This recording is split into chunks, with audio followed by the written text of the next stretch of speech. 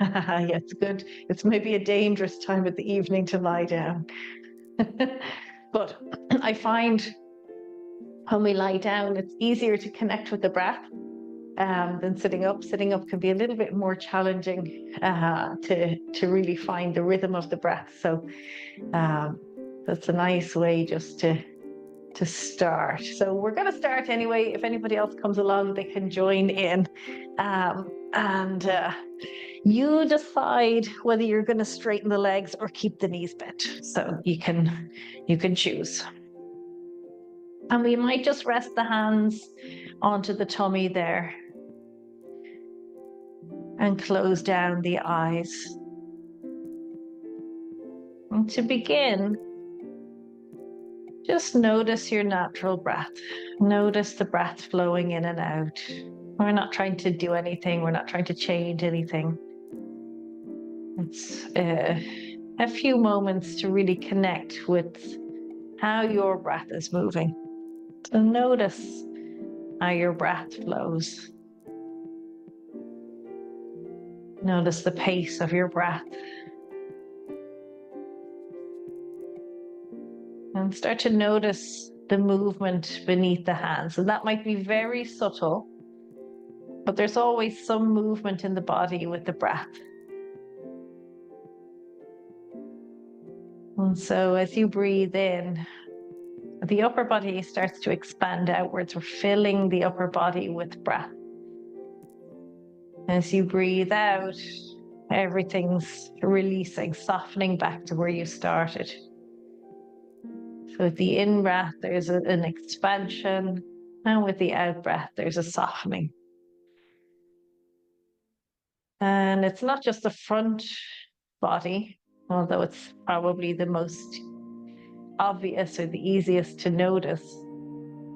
The sides of your ribs, sides of your waist, the back of your ribs and the lower back are all moving with the breath.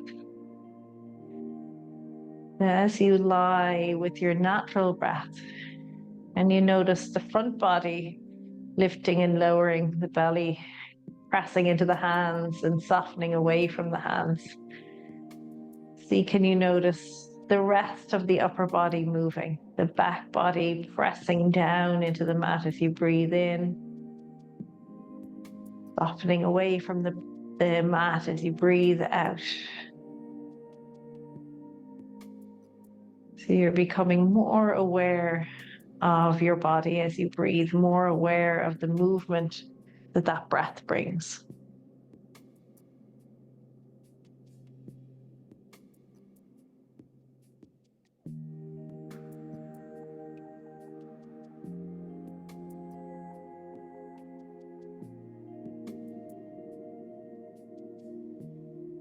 And I'll stay with that awareness of breath, the subtle movement of the body with the breath. And know that when you connect with your breath in this way, everything starts to slow down. There's a calmness that comes into the body, into the layers of the body. That calmness washing over the physical body, soothing your mind, bringing a sense of ease. You don't need to do anything except connect with your breath. That's all it takes. That awareness of your breath brings the calmness inwards. Start to visualize on each out breath a sense of letting go, a surrender. So you're letting go of any tension from your day, any tiredness in your body. Using the out breath as a tool to release. And the breath is probably the most important part of the yoga practice. The breath is one of the keys that makes the physical practice a yoga practice.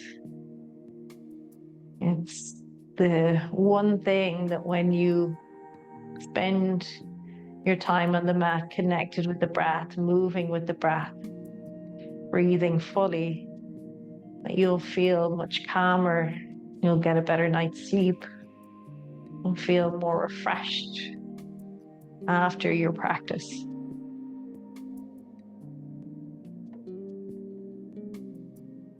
We're going to work to keep this connection with the breath as much as possible through the class today. And at any point, if you find that you've lost that connection or you're holding your breath, then you just come back to it again, connect with it again. Give yourself that time to find the connection with the breath.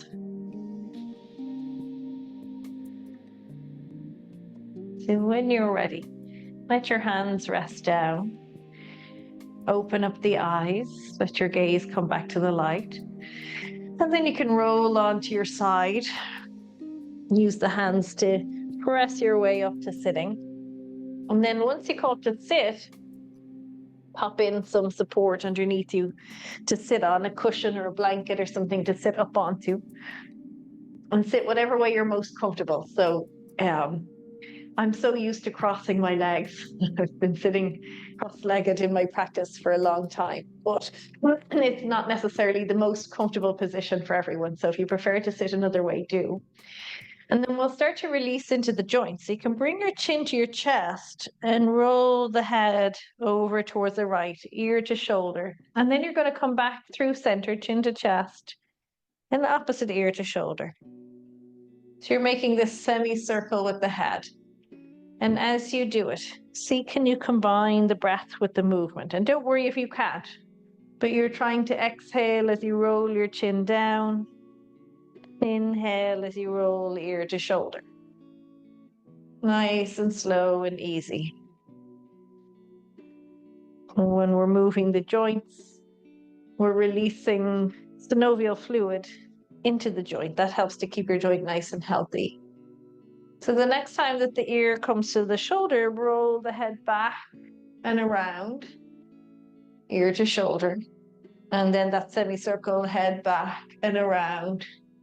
And we'll do that a few times. You're only rolling the head as far back as feels comfortable. You don't have to let it hang or anything like that. And again, just noticing how it feels, noticing if there's any areas that are a little tight.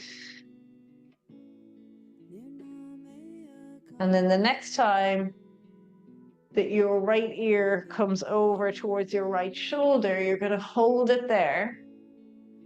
And then see, can you bring a little softness into your shoulders? So rather than bringing the shoulder up to meet the ear, let the shoulders be heavy. And it doesn't matter how close the ear and the shoulder are, just let the head hang. And the stretch is down along the left side from your ear right down into the shoulder. And when you're ready, we'll come straight up to the top and over to the other side with the head. So you're shifting the stretch now into the right side of the neck.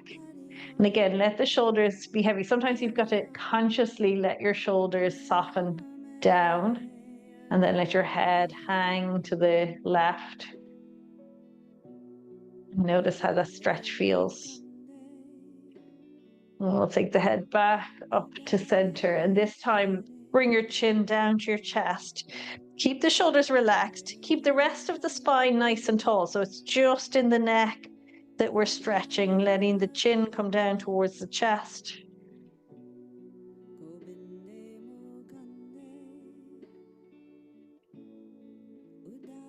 And then in your own time, you can lift the head, lift the gaze. Think about lengthening up through the chin, so this stretch along the front of the throat, and still the shoulders stay relaxed.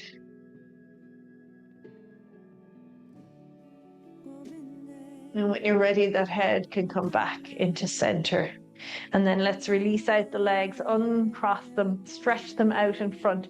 And once you have the legs stretched out in front, circle the ankles, nice big circles. And as you do, the knees will bend as you circle around. So you're loosening out into the ankle joints. They might be a little clicky. You might hear the creaks of the joints. And then back the opposite way. And again, all of the movements of the joints are so important. So it's one of the things, especially at a beginner level, that we focus on moving the joints, getting the synovial fluid released into the joints. So we start to feel more mobile, more comfortable in the physical body, and then right back into center. Bend the knee, plant the foot to the floor, and let the knees rock from right to left. So now you're bringing that movement up into the hip joint. And again, the hips, for most of us, we don't do a whole lot of movement in the hip during the day. We're sitting, we're standing, and when we get on the mat, we really got to move the leg and the hip, start to bring some movement into that hip joint. But let's come back into center and take your time, come onto your hands and knees. So if you want to put your cushioning out to the side, do. If you feel like you're uncomfortable kneeling on your mat, you can always leave a blanket or a couple of cushions for underneath the knees. And then wrists are below the shoulders, the fingers spread nice and wide, and we press the palm firmly down into the floor. So imagine you want all 10 fingers pressing down the outer edge of the hand, the heel of the hand. It's called Hatha-bandha. Hatha is hand, and bandha is like an energy seal or a lock. So you're sealing the energy, you're pressing into the floor. And then from there, as you breathe out, round your spine, tuck your chin into your chest, into cat pose. And as you breathe in, let the belly dip down, lift your tailbone, lift your gaze into cow. So you're going back and forth with the spine. With the out breath, you're rounding into the spine and really pressing the palm into the floor, engaging Hatha-bandha. As you inhale, the belly's dipping down, the tailbone at the bottom of the spine is lifting and the head is lifting. So you're stretching the front body here, and as you round up, you're stretching the back body. So take a couple more rounds, move at your own pace. See again, can you combine the breath and the movement? Every time you round, it's the out breath. Every time the belly goes down, it's the in breath. And you're working up and down through the joints of the spine, stretching out the muscles of the upper body. And now this time we'll come back to a neutral spine. Take the knees slightly wider apart and bring your toes towards each other for Balasana. Balasana is child's pose. The hips move back towards the heels. They might not come right back to the heels. Some people will sit all the way back on the heels, and for some there'd be a gap. It doesn't matter. The hands can come forward, and then the chest and the head start to lower down. And as you come into the pose, see, can you get your forehead down to the floor? So if there's a gap under the forehead and it won't come to the floor, put your cushion or your blanket or something under the forehead. And now imagine if I were in the room with you and I were gently pressing down on your hips, as though I'm trying to bring your hips back towards your heels. Imagine that long stretch. See, can you send your hips back in the direction of the heels? Even if they're all the way down, you can still work a little bit deeper into that stretch by imagining your hips going closer to the heels, deeper connection to the heels. So this pose, it stretches the spine, the back body, across the lower back quite a bit, and into the back of the hips. And then we'll gently make our way back up, coming into tabletop again. Bring the knees back in line with the hips, so you've got a straight line from hip to knee here. Spread the fingers out, ground them down, get Hatha-bandha, your hand lock engaged. And now we're going to chuck the toes under and come up into downward facing dog. Adho Mukha Svanasana is the Sanskrit name, downward facing dog. So we're working on the spine, the back body first. So as your knees come up, start to press the hands into the floor and send your hips back. Don't worry whether the knees are straight or bent. You can bend the knees as much as you want to. See, can you create a little bit of space across the top of the back? Let your neck lengthen, let your head hang. And as though you're trying to spread the shoulder blades away from one another. And there's that sense of broadening the top of the back, stretching out across the top of the back. And at the same time, you're sending your hips back, as far back as you comfortably can. So you're bringing the stretch into the lower back, just like in child's pose, the same idea as child's pose. And now slowly bring the knees down and release the toes. And let's come back into Balasana again, child's pose. So you can take the knees a little bit wider apart. Send the hands forward. Let your forehead rest down. And so, not that it's an easy pose, you're still working in the pose, but it feels like a moment of rest where you come down out of that weight-bearing, downward-facing dog, and just gives you a moment to soften, let go of the effort a little bit, slow the breath. And then when you're ready, you can walk the hands back, sit back onto the heels for a moment and have a look. So with downward dog, it's a stretch of the whole back body. So stretch from the hands up to the hips and also from the hips down to the heels. But we don't want to lose the stretch in the spine or in the back to start straightening out the legs, okay? So we're going in that direction. So you can have a look. So as you start to come up, keep the knee bent, keep sending the hips back, keep pressing the hands into the floor. So you get the spinal length. So what we're trying to do is get out of the back, get rid of the rounding, and come back this way.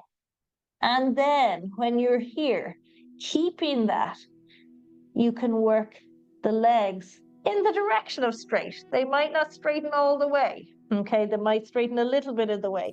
You'll feel it in the back of the legs as you start to straighten. So you'll know when it feels like it's enough. There'll be a stopping point where the body will tell you that's far enough. We never push past that. So you never want to force the body into a pose. So we're going to come into downward dog one more time. Palms flat. Ground into the fingers, ground down into the outer edges of the palms. So you've got Hasta Bandha, your hand lock is engaged, and that energy seal.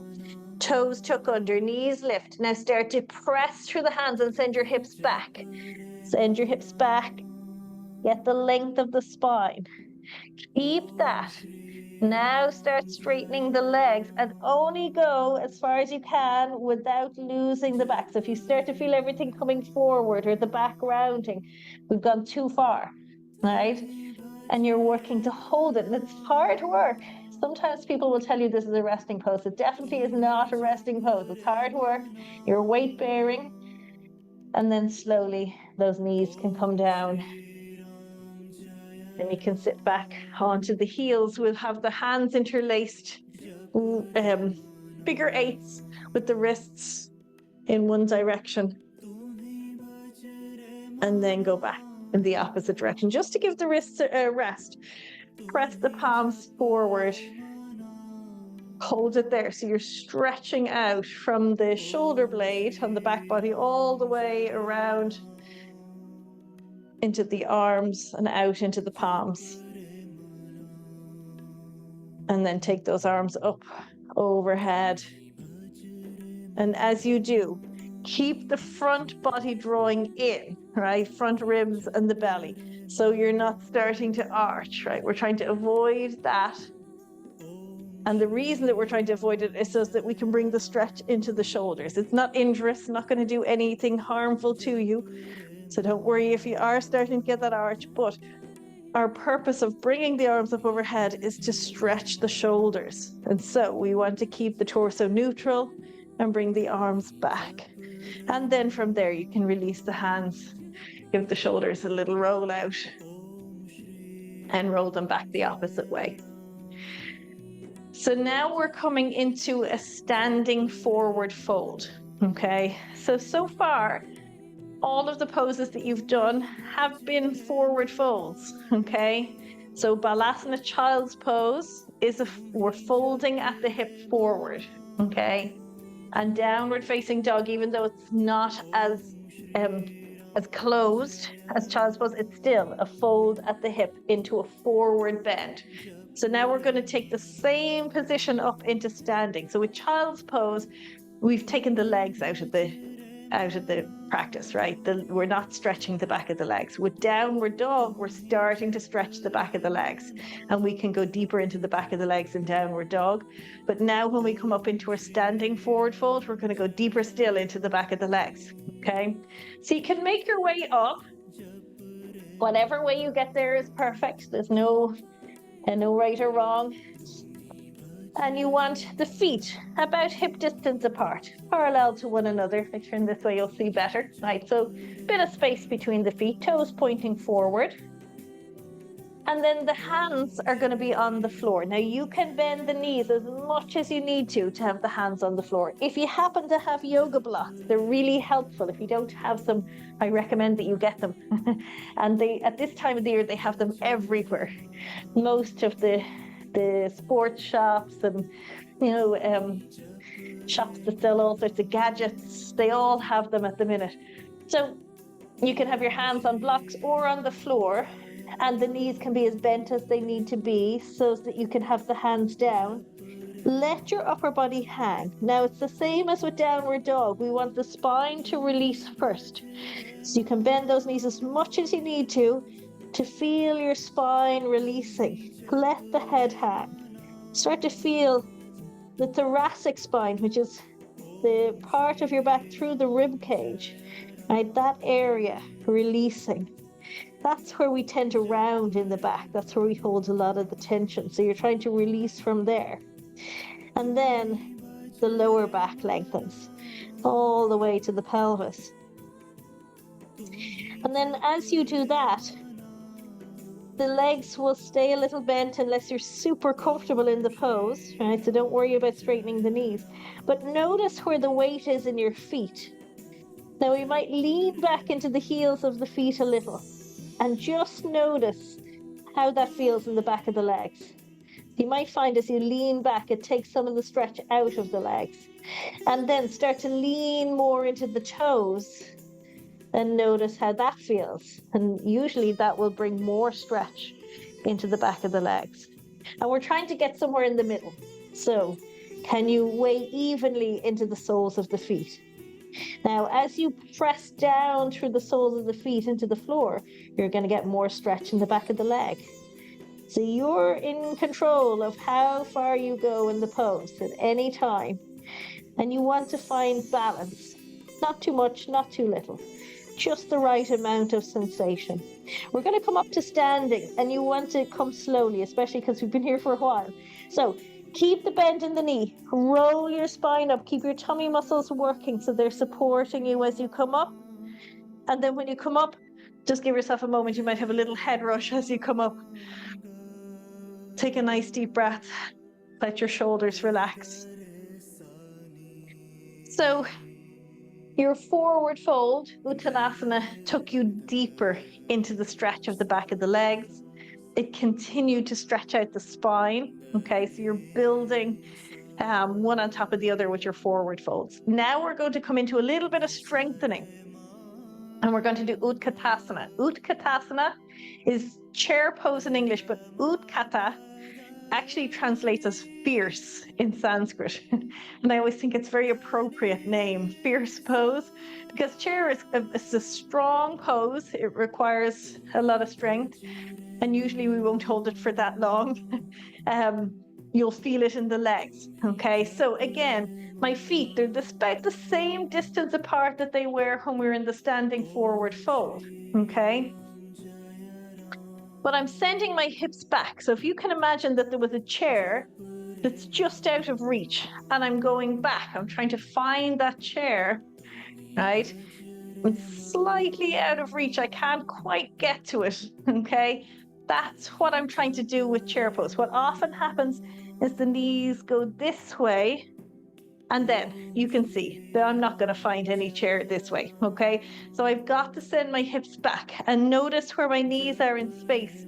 So knees stay pretty much over the ankle, slightly past the ankle there, but here they're right out past the toes. You see that?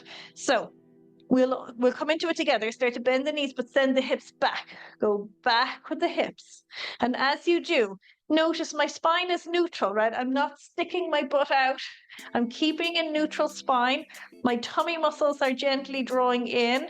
My tailbone is lengthening down, and it creates this space across the lower back. And then you can bring the arms up. The arms are sort of like the last piece to the puzzle. We don't have to bring the arms up Sometimes it adds a bit too much weight into the back. So if you find it niggles in the back, the hands can stay down. They don't have to go up. Tummy muscles stay working. Hips are going back. Weight is down in the feet. You can see I lift my toes. I automatically do it. You don't have to lift your toes at all in the pose. But that means that the weight is back in my heels. If I was this way, I wouldn't be able to lift my toes. Okay, so I've got to go back, and then you could test it. See, can you lift your toes? We're going to come back out slowly if you haven't already. Straighten the legs, give them a little shake out. We're coming back into this pose now in a second, and what I want you to look at, when I turn this way, you'll see, is what's happening here in your legs, okay? So if you can imagine a line from the hip bone here at the front, down into the knee. And when you're in the pose, if the knees are starting to go out or knock in, they're not in line with those hip bones anymore. We want to keep these thighs parallel, okay? So when we bend the knees and we go down, that they stay there. They don't start to knock in or go out, okay? The weight's going to be still even in the feet. So I'm not out on the little toe sides of the feet or in on the big toe sides of the feet. So when you're ready, bend the knees, send the hips back. Go down just as far as you can. Look at your thighs. Are they still parallel? Keep them parallel. If you had a yoga block, you could put it in between the thighs like that, just to check that they're not knocking in or knocking out. And then if you can bring the arms up, do. But think about the legs. Keep those legs nice and strong. There's an energy between the thighs. This will carry over to a lot of other poses. So we start with chair pose and we bring it with us through so much of the practice. Let's come out. Slowly, the legs straighten, the arms release. You might want to shake out those legs. Give them a moment. Good stuff. So we'll take the right leg forward and the left leg back into a high lunge. But we're thinking about a lot of the same actions. It'll look different on the mat. Warrior one is called a Virabhadrasana in Sanskrit. Virabhadra was the warrior, and asana means pose. So it's a pose named after a warrior. So that right foot is going forward and the left foot is going back. And we'll stay up on the ball of the back foot. It's a variation on the traditional pose.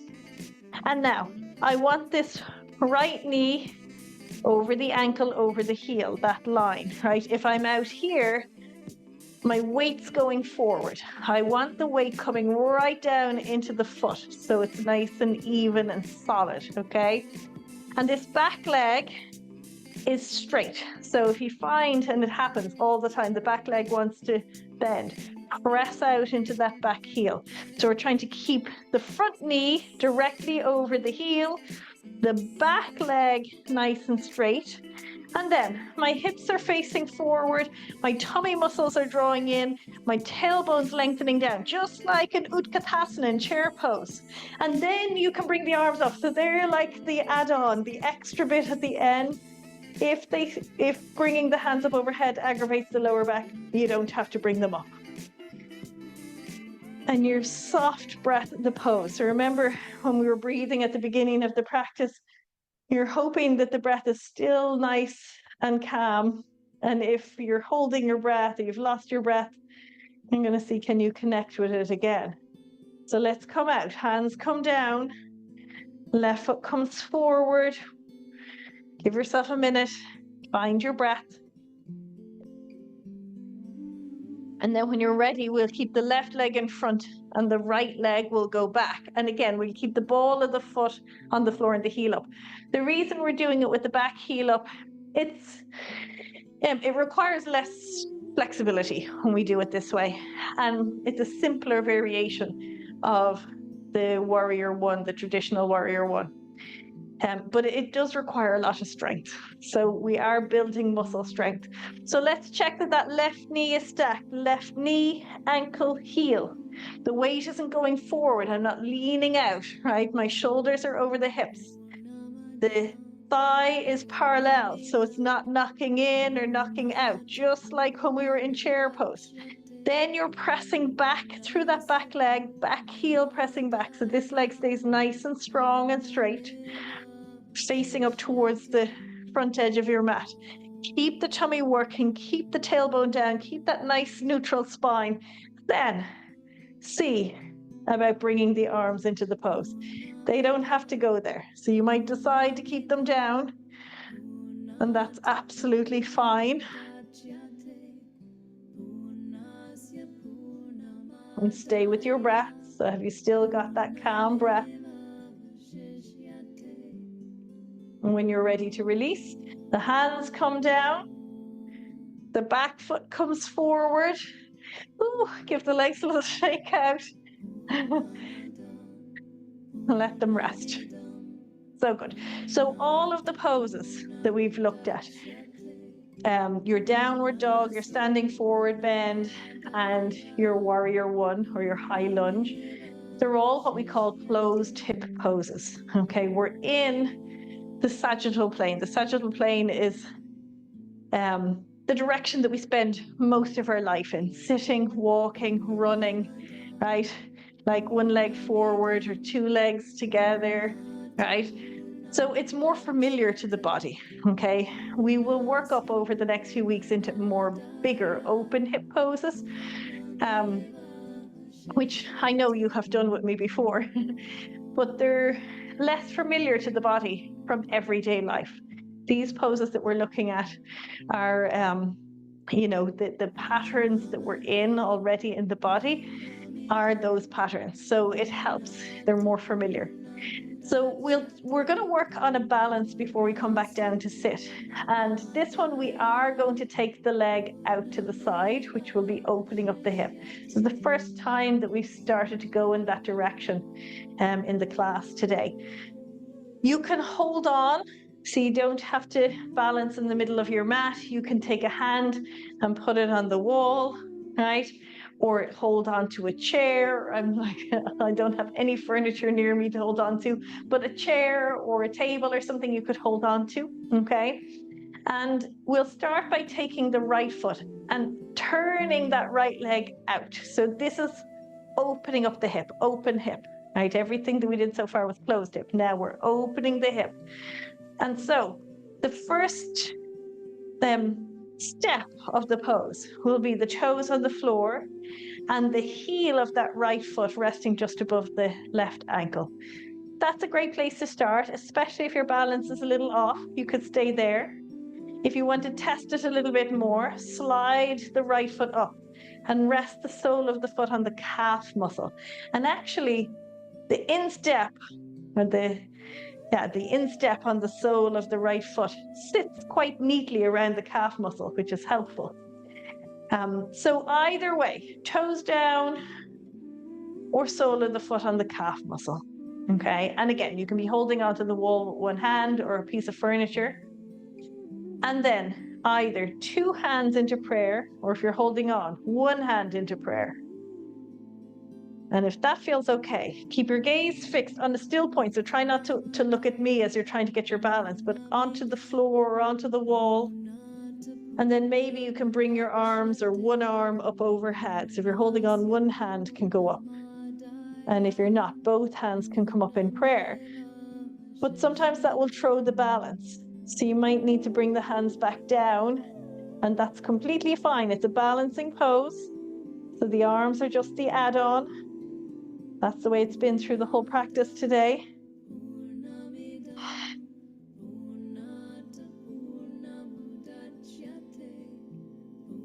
And then when you're ready, the hands come down if they're up. That right foot comes back to the floor.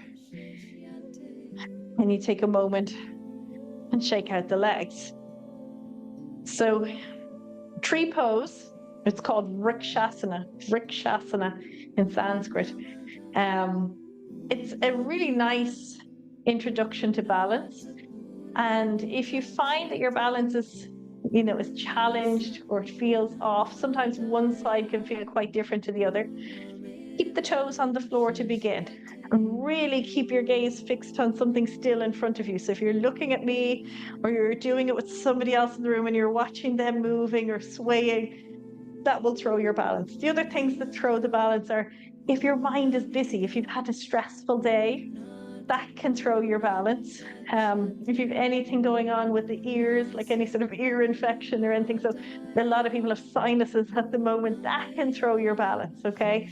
There's lots of different things that will affect your balance. And I always say this, but if it's a full moon or a new moon outside, that can throw your balance as well. So we're going to try the other side. Feel free to put your hand, it can be the same hand, put your hand up onto the wall or the chair. Toes on the floor, heel just above the ankle, or go higher, and put the sole of the foot on the calf muscle. And you're really working the foot and the leg together, like you're trying to glue them together. And then one or both hands into prayer in front of the chest. Standing nice and tall, grounding through that standing foot. It's like you're anchoring down through the foot that's on the floor. And if you feel steady here and you're keeping your gaze fixed, you have the option to bring one or both hands up overhead.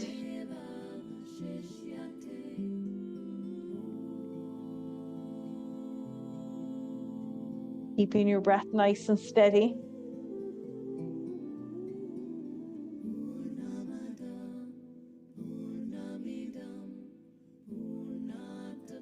And now when you're ready, slowly, hands come down, the foot comes down, and give yourself a moment.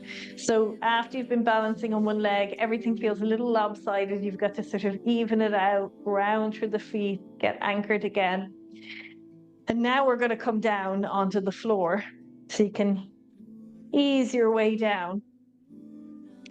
And we're going to work into bridge pose. So you can have a look at this one first. And I know you've probably done it before, but I want to go through a couple of alignment things with your bridge. It's a back bend, okay? And we're going to keep in mind some of the pieces that we've had through the class. So just like in chair pose, the thighs stay parallel, okay? And what sometimes happens is the knees knock out or the knees knock in when we start to go up into this back bend. And ultimately, you're trying to keep that line from your hip out to your knee without letting the legs go off in any direction. Also, we're trying to get rid of this overarch in the lower back. So you're drawing the tummy muscles in towards the spine. And because we're on the floor, it's kind of easier to find it than when we're standing. Tummy muscles draw down towards the floor. And the tailbone, we can even exaggerate this a little bit more than when we were up in the standing poses. The tailbone can scoop in between the legs, like if you had a prehistoric tail and you were scooping it in between the legs, that action. And we're trying to keep that. Hands are down by the sides, and then you're lifting up through the hips, okay? And we're going to hold it up here. So take your time to come up, get the feet grounding, keep the thighs parallel, get that scoop of the pelvis, tummy muscles nice and strong. Lift from the hips all the way up. The head and shoulders stay down, and the head stays nice and steady when you're in the pose. And then you can take a few slow breaths and notice where your legs are in relation to one another. So your thighs stay parallel. There's this sort of energy between the legs, keeping the thighs parallel so that they don't knock in or knock out. And the feet are grounding. Keep all four corners of the feet anchored. And then when you're ready to come down, slowly, from the top of the back, all the way down until the hips come to the floor. We'll take a moment, bring your feet a little bit wider apart. Let your knees rest against one another. Take a few deep breaths, breathing into the back body.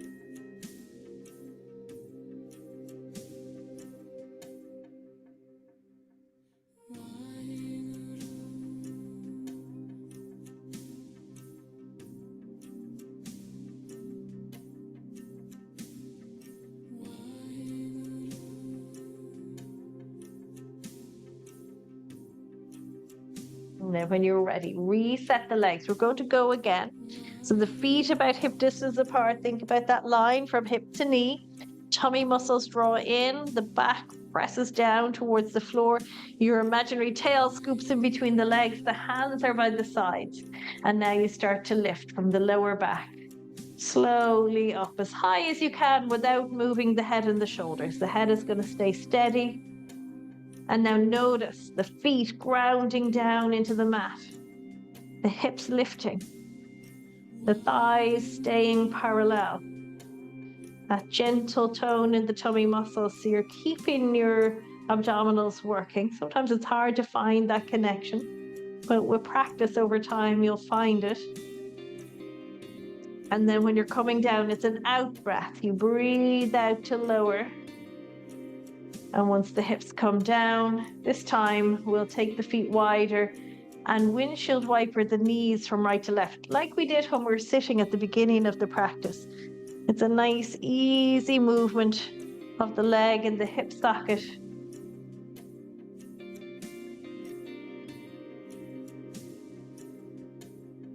And coming right back into center, hug the knees into the chest. Take a few deep breaths and release into the lower back.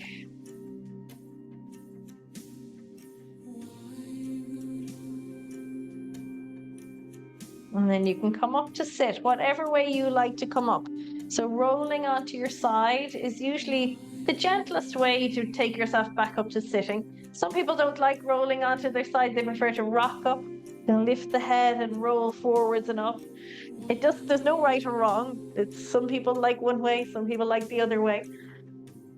We're going to sit with the legs straight out. So I would say if you have a cushion or a blanket to put in underneath, you do, just to give yourself a little bit more height. So when we put the cushioning underneath us, it helps us to sit with a nice tall spine.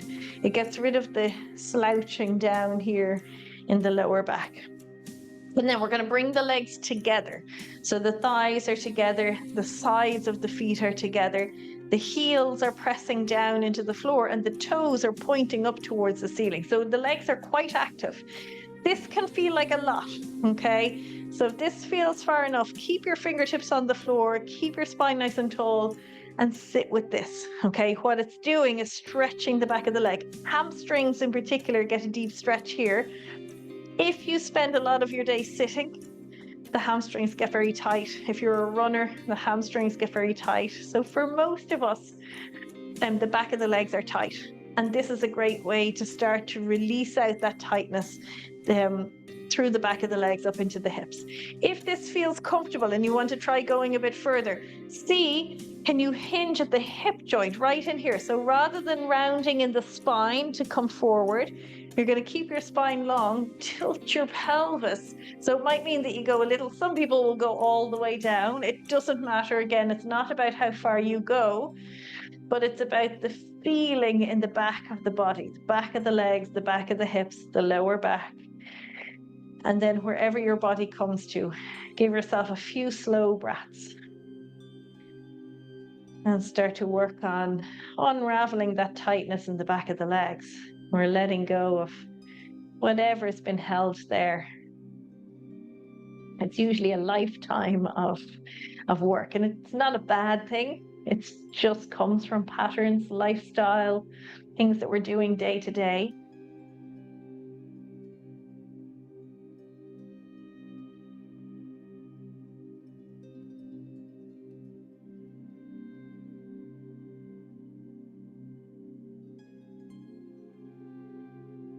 As you come up, it's an in-breath, slowly, slowly, all the way back up.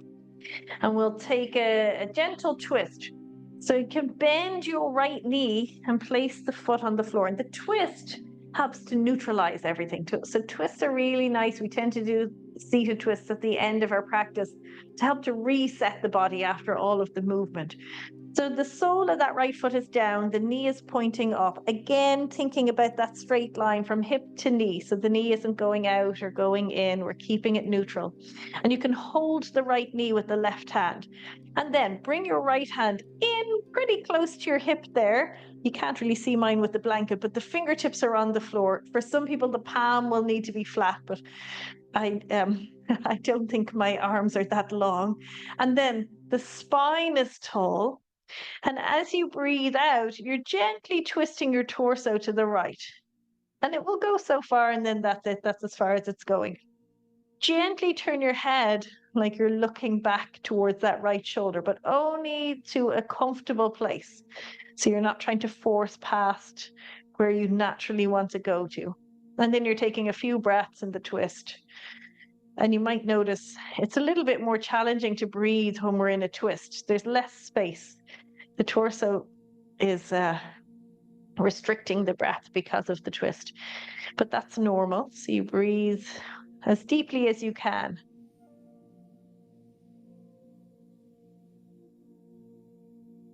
And then when you're ready, it's an in-breath to release the twist. Stretch out the right leg, and we're going to do the exact same thing with the left. So you're bending your left knee, plant the foot to the floor, hold the left knee with the right hand, and bring your left hand just behind you, close to your hip there. We're going to keep the straight leg nice and active. The spine is tall, and then it's an out breath as you twist to the left, maybe gazing back towards that left shoulder, but only as far as the neck will go comfortably.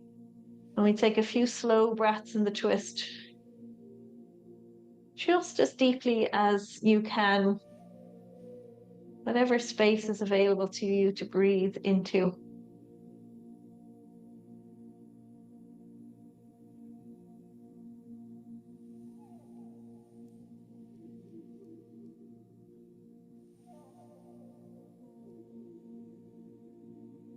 And now slowly release all the way back round to center and stretch out that left leg. Give them a little shake out. So we're coming down for a nice long relaxation. And you can use as much support as you want to. So if you want to throw some cushions or pillows underneath your knees for a little extra padding, do. You can put on extra layers, jumpers, blankets, whatever it is that you want. Feel free to dim down the lights as well if you want to have a softer lighting, and get yourself ready for relaxation. So if you don't like lying on your back, feel free to lie on your side. There's ultimately you want to be comfortable for the next 10 minutes or so. So whatever you need to do to make yourself comfortable is perfect.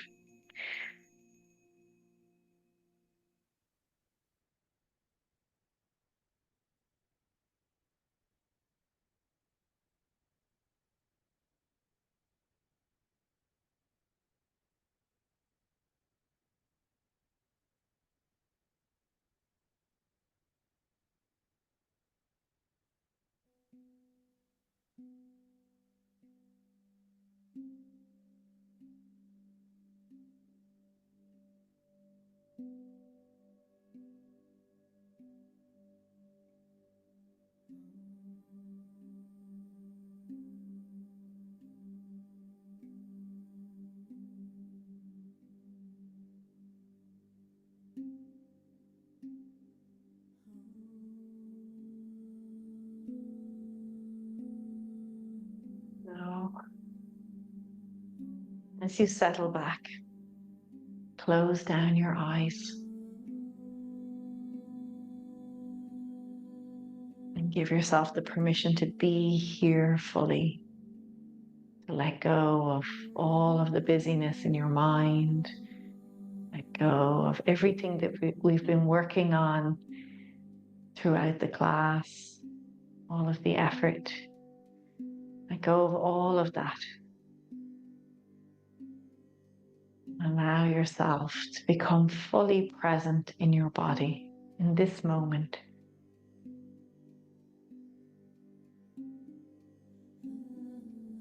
This is your time It's so important to give yourself this time at the end of your practice.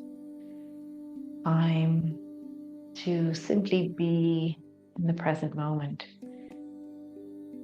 Be aware of your body.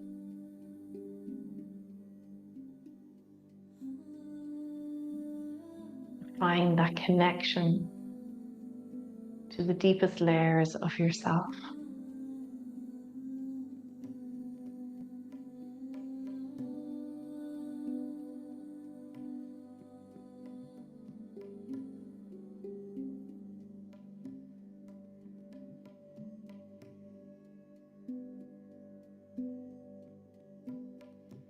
Notice a sense of calmness that fills your being as you switch off and unwind.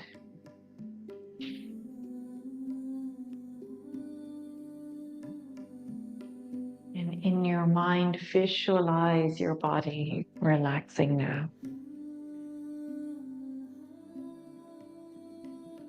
Start to soften across your forehead,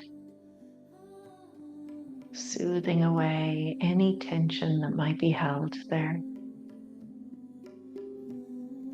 Letting go down into the space between the eyebrows.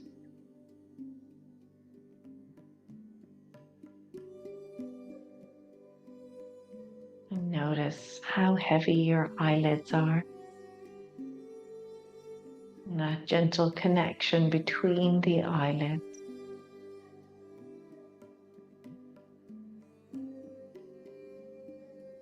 A softness over the cheeks, the jaw,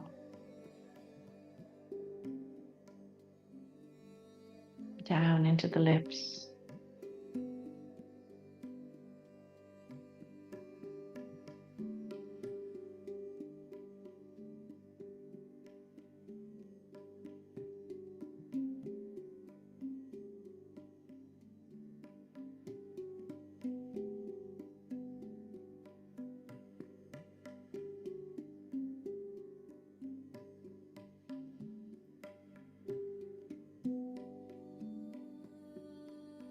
Let go down over your throat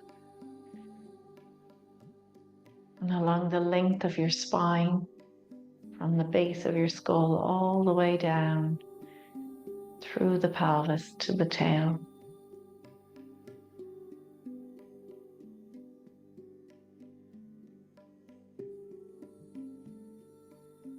And out across the length of your shoulders, down over the arms, through the wrists, out over the hands, all the way down to the fingertips.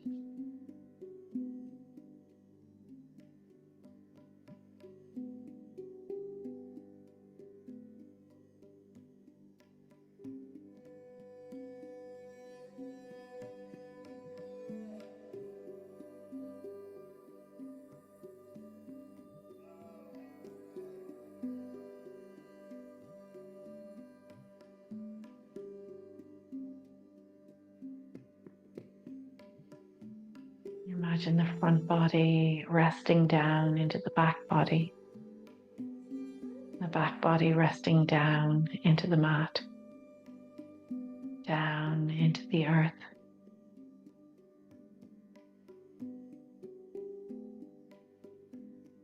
Softening through the hips, and from the hips through the legs,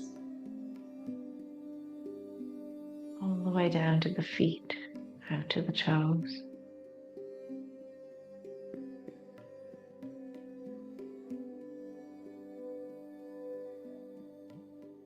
Your whole body letting go. Whole body resting down.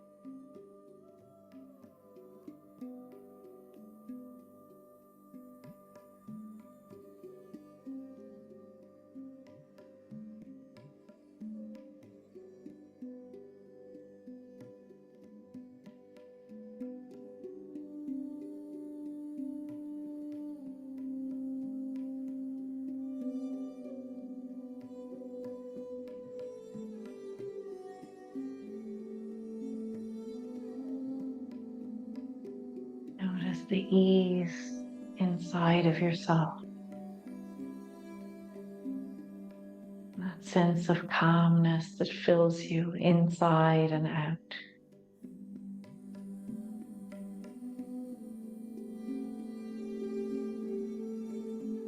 And know that you've created this sense of calmness. And that you can come back to this place anytime that you need to. Just by slowing down, tuning inwards, and being in your body in the present moment.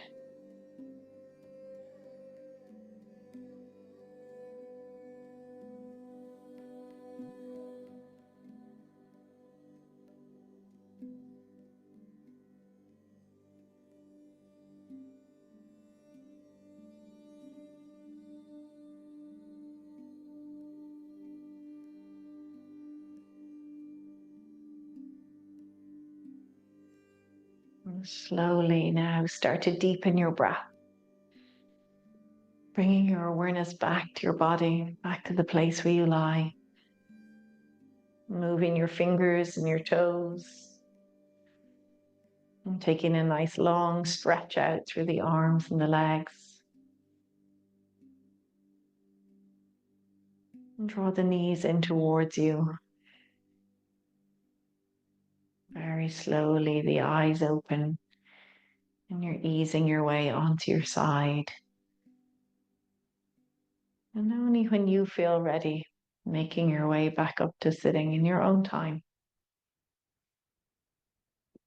And I'll take the palms together in what we call Anjali Mudra. Anjali Mudra is a mudra that balances the right and left sides of the body. And we'll offer our deepest thanks and respects to each other for practicing together today, for taking this time out of our day. Namaste.